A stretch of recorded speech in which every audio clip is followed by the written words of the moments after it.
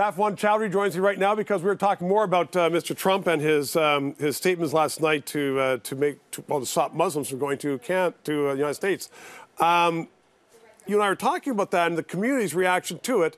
How should the community react? Well, first and the foremost, Muslim community and then the community at large. Absolutely. You know, as a member of the Ahmadiyya Muslim Jama'at, which is the largest organized Muslim community around the world under a single leader, it is appalling and shocking when you have somebody who's running for, or currently is leading the polls as a front runner for the U.S. presidential candidate, and he's not following his own constitution. So not only is but he's getting press. He's getting press, and you understand why a lot of Americans will like that, because they think there's a real problem. And you know, I mean, you see Paris, you see, you know, assassinations around the world. Yeah, you understand their reaction. Absolutely, and it's understandable where it's coming from.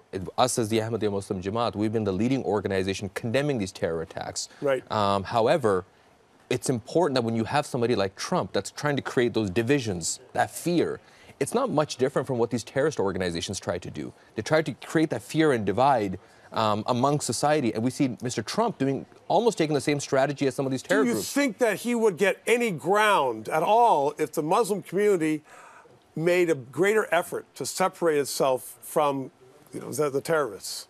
Well, you know, I think the Muslim community is doing that. I mean, if we look at some of the huge sports stars, like, you know, Mr. Trump has a picture with Muhammad Ali in his office, who I think he forgets is a Muslim, and one of the greatest boxers of our generation, and many other Muslims, like Muslim doctors, lawyers. I mean, you know, the CEO of Rogers, one of the biggest organizations, is Mohammed Nadir, is a Muslim in Canada, and the United States, and the list goes on and on.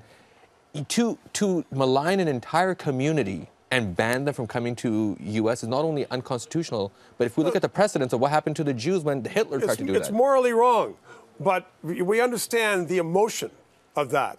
And if the Muslim community at large just said, you know what, we got to do more to separate ourselves, then that might not find such fertile ground. Absolutely. I mean, just today, we've launched a national campaign called A Better Future for Syrians Coming to Canada, right? So we continue to do these types of initiatives. Tell me about that. What is it?